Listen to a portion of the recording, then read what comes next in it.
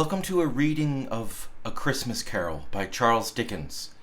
I'm Pastor Trip Weiler, and we're picking up at Stave 4, The Last of the Spirits.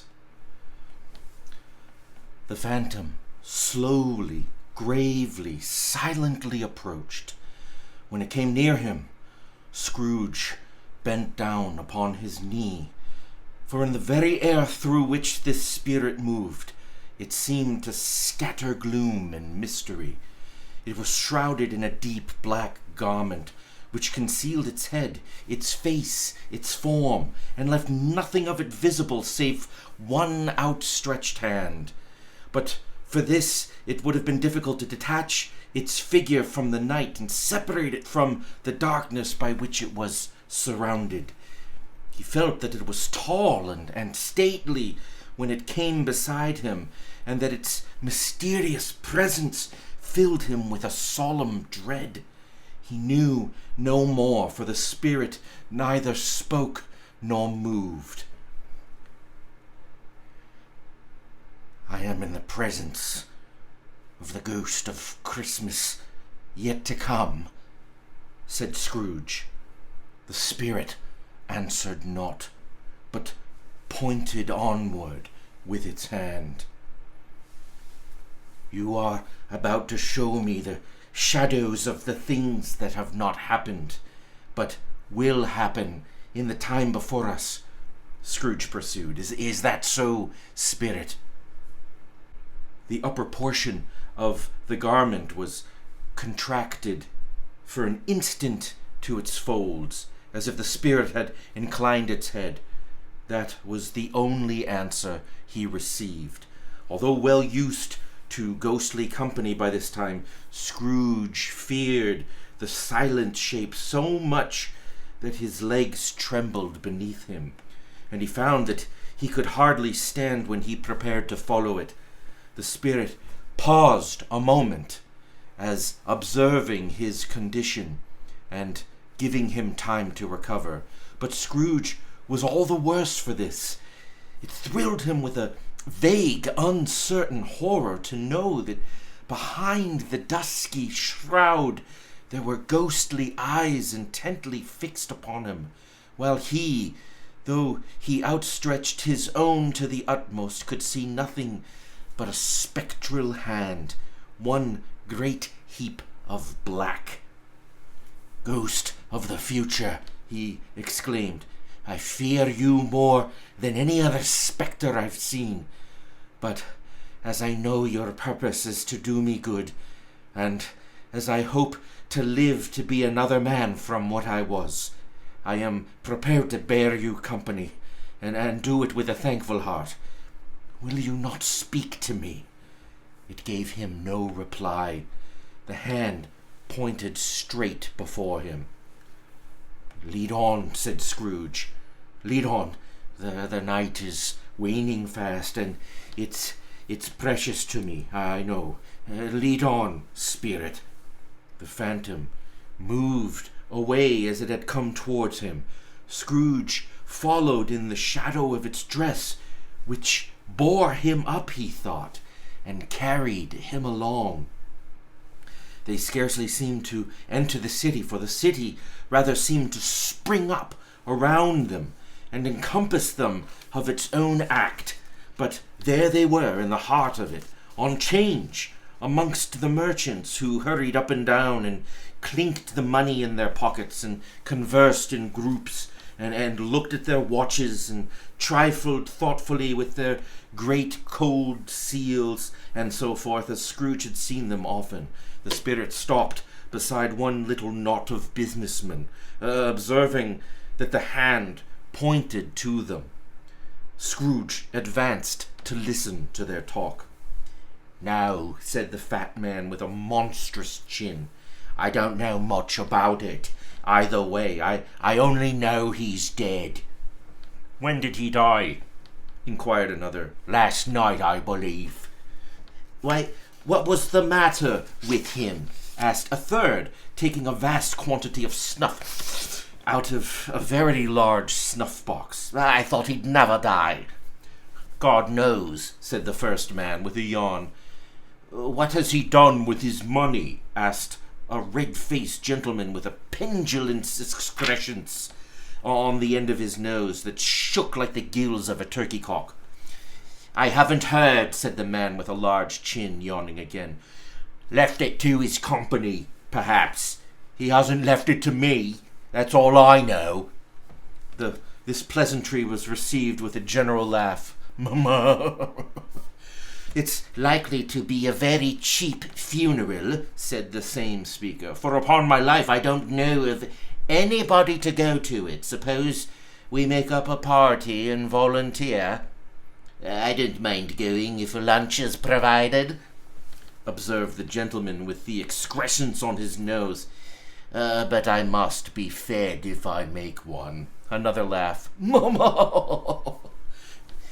Well, I am the most disinterested among you after all, said the first speaker, for I never wear black gloves, and I never eat lunch. But I'll offer to go, if anybody else will. When I come to think of it, I'm not at all sure that I wasn't his most particular friend, for we used to stop and speak whenever we met. Bye-bye. Speakers and listeners strolled away and mixed with other groups. Scrooge knew the men and looked toward the spirit for an explanation. The phantom glided into the street. Its finger pointed to two persons meeting. Scrooge listened again, thinking that the explanation might lie here. He knew these men also perfectly. They were men of business, very wealthy, and of great importance. He had made a point of always standing well in their esteem, in a business point of view, that is, strictly in a business point of view.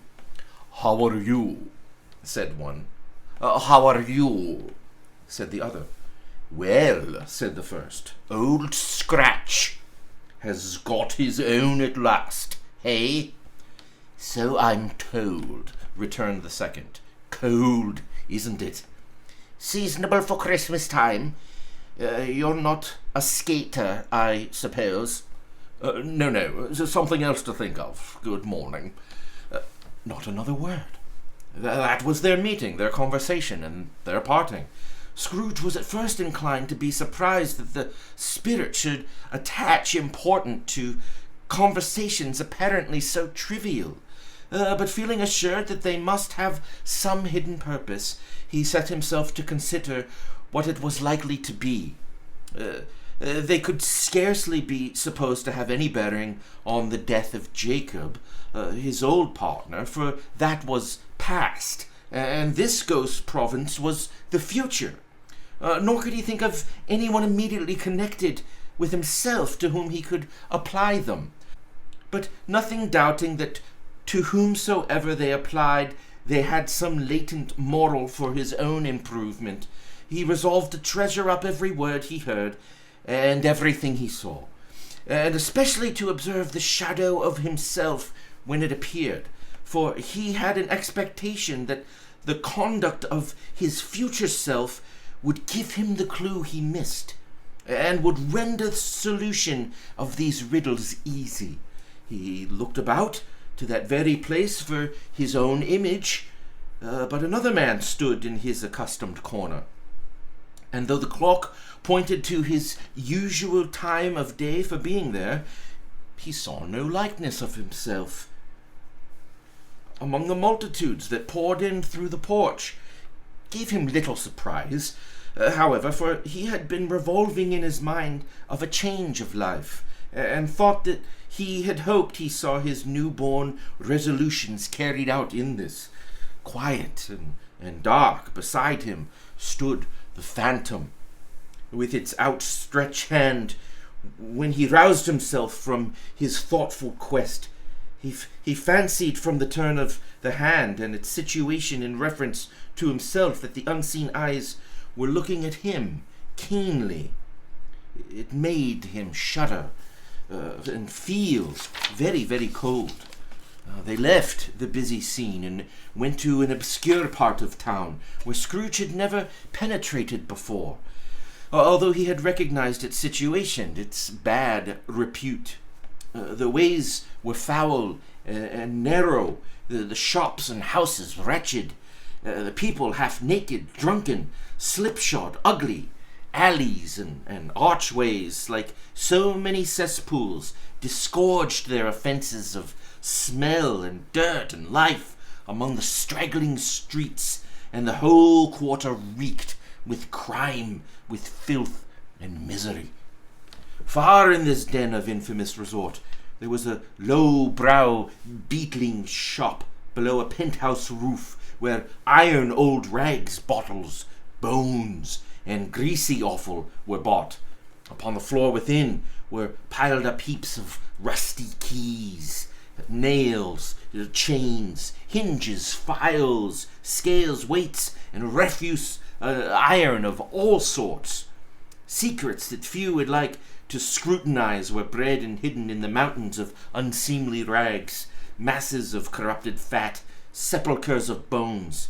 And sitting in among the wares he dealt in by a charcoal stove made of old bricks was a grey-haired rascal, nearly 70 years of age, who had screened himself from the cold air without by a frowsy curtaining of miscellaneous tatters.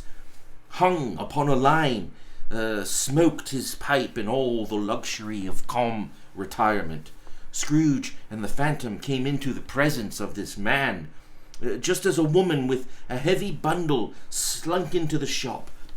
But she had scarcely entered when another woman, similarly laden, came in too, and she was closely followed by a man in faded black, who was no less startled by the sight of them than they had been upon the recognition of each other, after a short period of blank astonishment, in which the old man with his pipe joined them.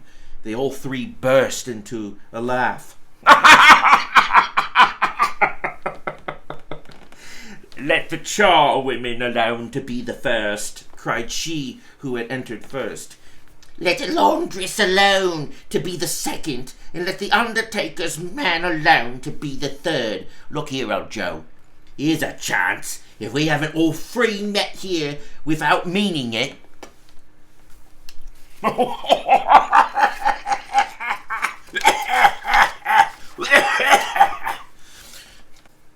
"You couldn't have met in a better place," said the old Joe, removing his pipe from his mouth. "Come into the parlour. You were made free of it long ago, you know, and the other two ain't strangers. Stop till I shut up the door of the shop. Ah, how it shrieks! There ain't such a rusty bit of metal in the place as its own hinges, I believe, and I'm sure there's no such old bones here as mine.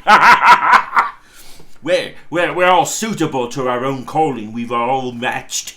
Come into the parlour. Come into the parlour." The parlour was the space behind the screen of rags. The old man raked the fire together with an old stir-rod, and having trimmed his smoky lamp, for it was night, with the stem of his pipe, put it in his mouth again. While he did this, the woman who had already spoken threw her bundle on the floor and sat down in a flaunting manner on a stool, crossing her elbows on her knees and looking with a bold defiance at the other two. "What odds then? What odds, Miss Dimber?" said the woman. "Every person has a right to take care of themselves. He always did." "That's true indeed," said the laundress. "No man more so." "Why then, don't stand staring as if you were afraid, woman. Who's the wiser? We're not going to pick holes in each other's coats, I suppose."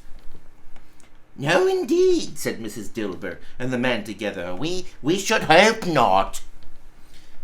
"Very well, then," cried the woman. "That's enough. Who's the worse for the loss of a few things like these? Not a dead man, I suppose." "No, indeed," said Mrs. Dilber, laughing.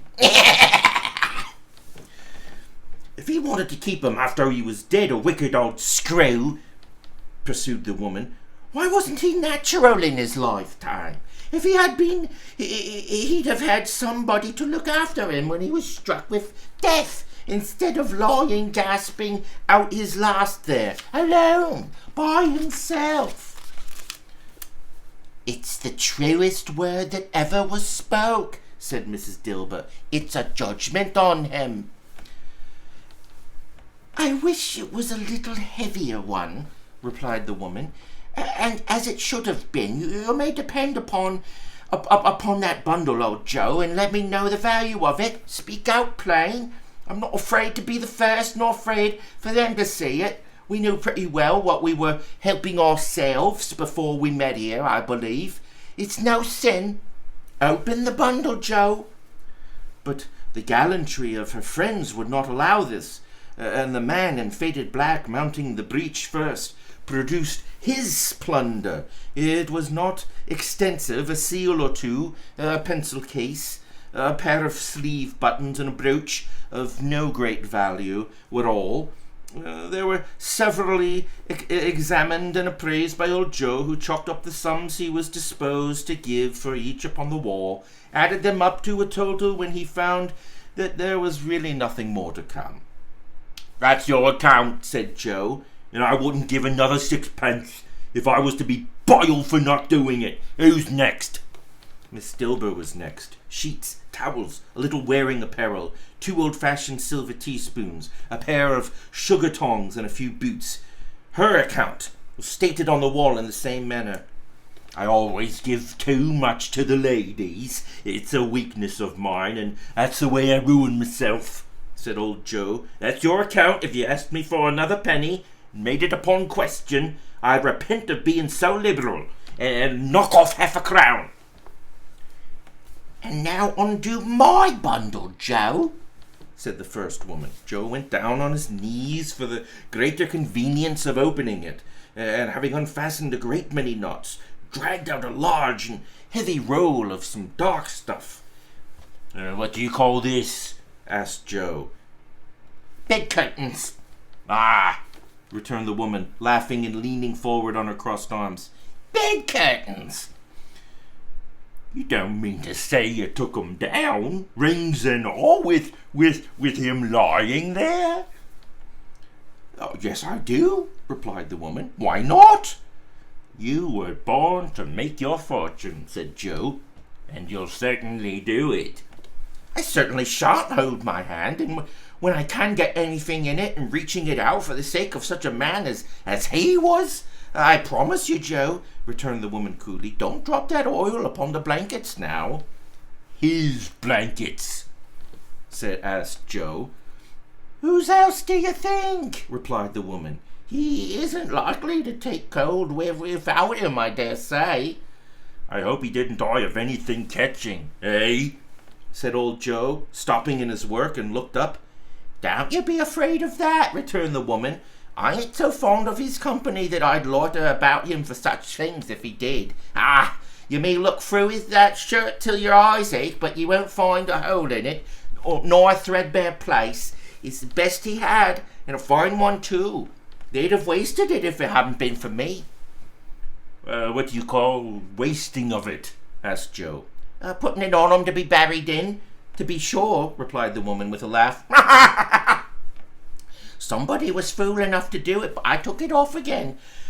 If calico ain't good enough for such a purpose, it isn't good enough for anything.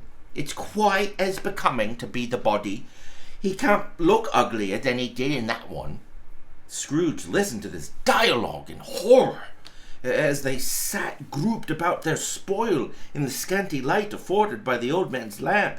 He viewed them with a detestation and disgust, which could hardly have been greater, though they had been obscene demons, marketing the corpse itself. Ha ha! Laughed the same woman when old Joe, producing a flannel bag with money in it, told out their several gains upon the ground. This is the end of it, you see. He frightened everyone away from him when he was alive to profit us when he was dead. Ha ha ha ha! Spirit! Said Scrooge, shuddering from head to foot. I see. The case of this unhappy man might be my own. My life tends to be that way now. Merciful heaven, what is this? He recoiled in terror, for the scene had changed, and now he almost touched a bed, a bare, uncurtained bed on which, beneath a ragged sheet, there lay something covered up, which, though it was dumb, announced itself in awful language. The room was very dark, too dark to be observed with any accuracy, though Scrooge glanced round it in obedience to a secret impulse, anxious to know what kind of room it was.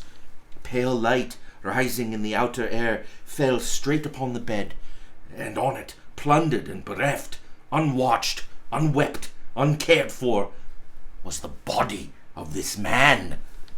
Scrooge glanced toward the phantom. Its steady hand pointed to the head. The cover was so carelessly adjusted that the slightest raising of it, the motion of a finger upon Scrooge's part, would have disclosed the face. He thought of it, felt how easy it would be to do, longed to do it, but had no more power to withdraw the veil than to dismiss the spectre at his side. Oh, cold, cold, rigid, dreadful death, set up thine altar here, and dress it with such terrors as thou hast at thy command, for this is thy dominion. But of the loved, revered, and honoured head, thou canst not turn one hair to thy dread purposes, or make one feature odious.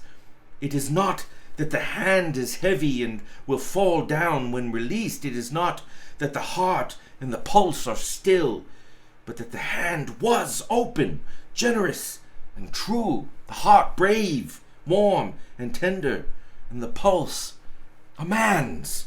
Strike, shadow, strike, and see his good deeds springing from the wound to sow the world with life immortal. No voice pronounced these words in Scrooge's ears, and yet he heard them when he looked up upon the bed. He thought if this man could be raised up now, what would be his foremost thoughts? Avarice, hard dealing, griping cares. They have brought him to a rich end, truly. He lay in the dark, empty space, with not a man, a woman, or a child to say he was kind to me in this or that, and for the memory of one kind word, I will be kind to him. A cat was tearing at the door. There was a sound of gnawing rats beneath the hearthstone. What they wanted in the room of death, and why they were so restless and disturbed, Scrooge did not dare to think. "Spirit," he said, "this is a fearful place. In leaving it, I shall not leave its lesson. Trust me. Let us go." Still the ghost pointed with an unmoved finger to the head. I understand you," Scrooge returned, "and I would do it if I could. But I have not the power, Spirit. I have not the power." Again it seemed to look upon him. "If there is any person in town who feels emotion caused by this man's death," said Scrooge, quite agonized, "show that person to me, Spirit, I beseech you." The phantom spread its dark robe before him for a moment like a wing, and then withdrawing it, revealed a room by daylight, where a mother and her children were. She was expecting someone with an anxious eagerness, for she walked up and down the room, started at every sound, looked out from the window and glanced at the clock, tried but in vain to work with her needle, and could hardly bear the voices of the children in their play. At length the long-expected knock was heard. She hurried to the door, met her husband, a man whose face was careworn and depressed, though he was young, and there was a remarkable expression in it now, a kind of serious delight of which he felt ashamed and which he struggled to repress. He sat down to the dinner that had been hoarding for him in the fire, and when she asked him faintly what news, which was not until after a long silence, he appeared embarrassed how to answer. Is it good," she said, or bad?" To help him. "Bad," he answered. "We are quite ruined." No, there is hope yet, Caroline. If he relents, she said, amazed. There is. Nothing is past hope if such a miracle has happened. He is past relenting, said her husband. He is dead.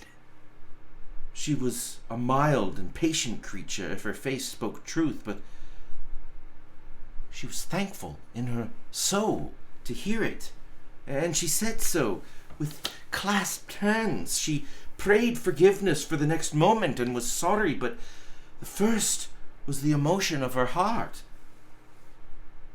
What the half-drunken woman whom I told you of last night said to me when I tried to see him and obtain a week's delay, and what I thought was a mere excuse to avoid me, turns out to have been quite true. He was not only very ill, but dying then.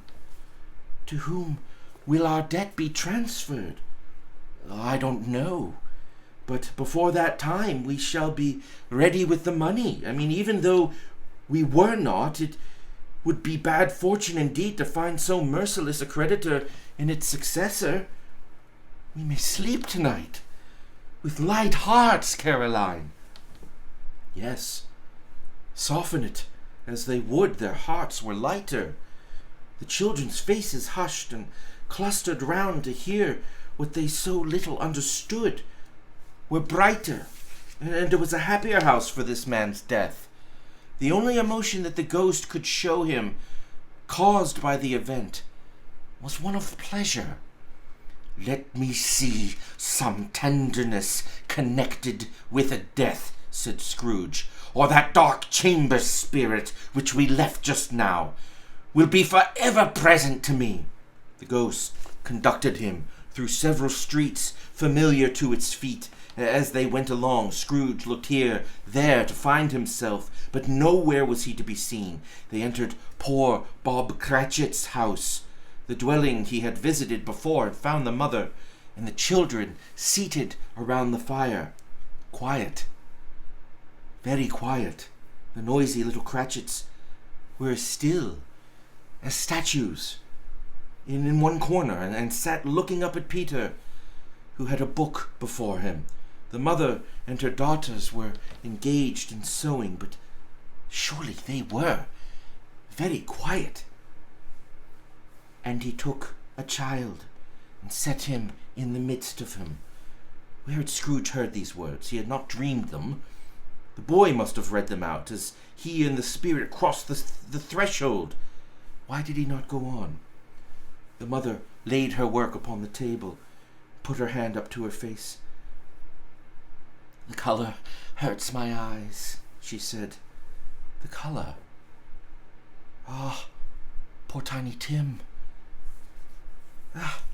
They're better now again, said Cratchit's wife. It makes them weak by candlelight, and I wouldn't show weak eyes to your father when he comes home, for the world. It must be near his time. Past it, rather, said Peter, shutting up his book. But I think he's walked a little slower than he used these last few evenings, Mother. They were very quiet again. At last, she said in an unsteady, cheerful voice that only faltered once, I have known him to walk with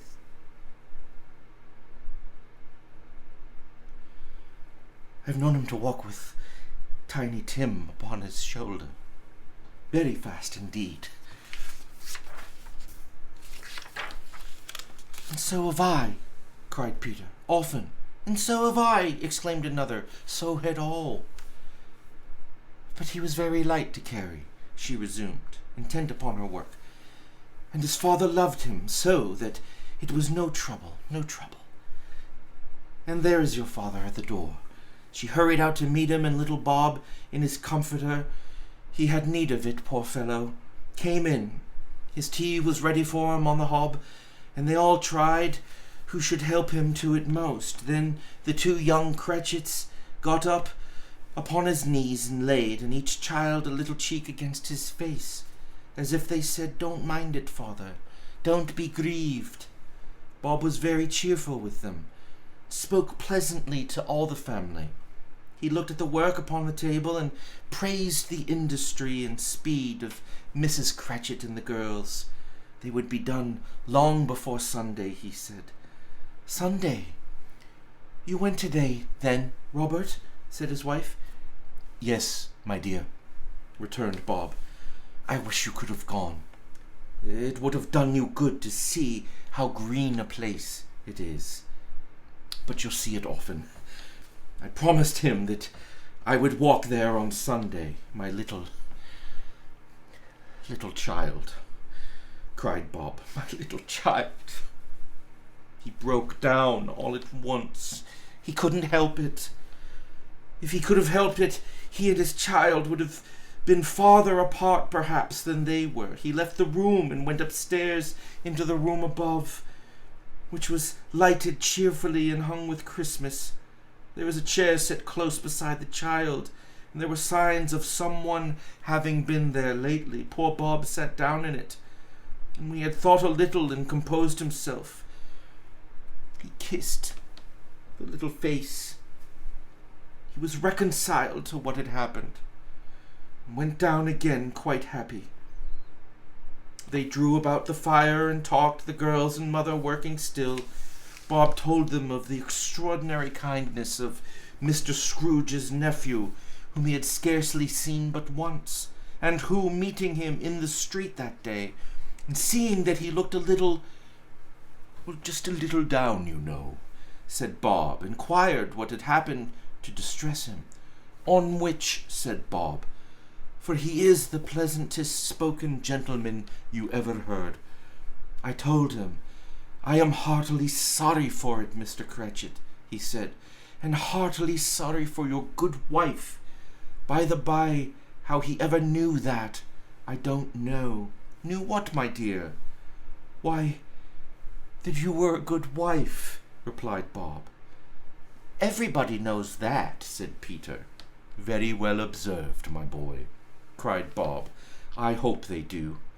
Heartily sorry, he said, for your good wife. If I can be of any service to you in any way, he said, giving me his card. That's where I live. Pray come to me. Now it wasn't, cried Bob, for the sake of anything he might be able to do for us, so much as for his kind way that was quite delightful. It really seemed as if he had known our Tiny Tim and felt with us. I'm sure he's a good soul, said Mrs. Cratchit. You would be surer of it, my dear, returned Bob. If you saw and spoke to him, I shouldn't be at all surprised, mark what I say, if he got Peter a better situation.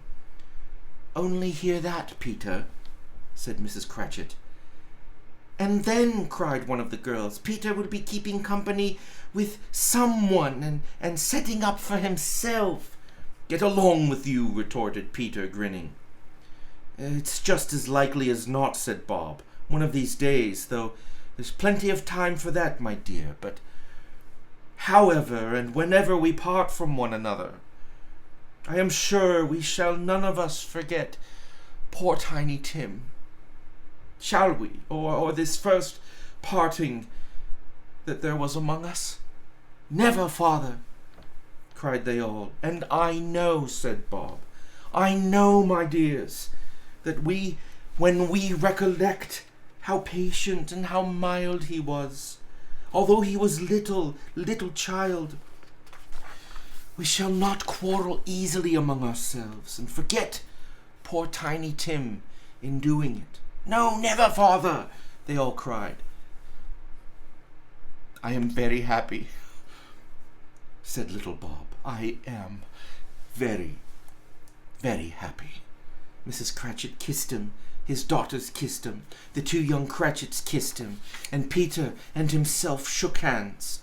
Spirit of Tiny Tim, thy childish essence was from God. Spectre, said Scrooge, something informs me that our parting moment is at hand. I know it, but I know not how.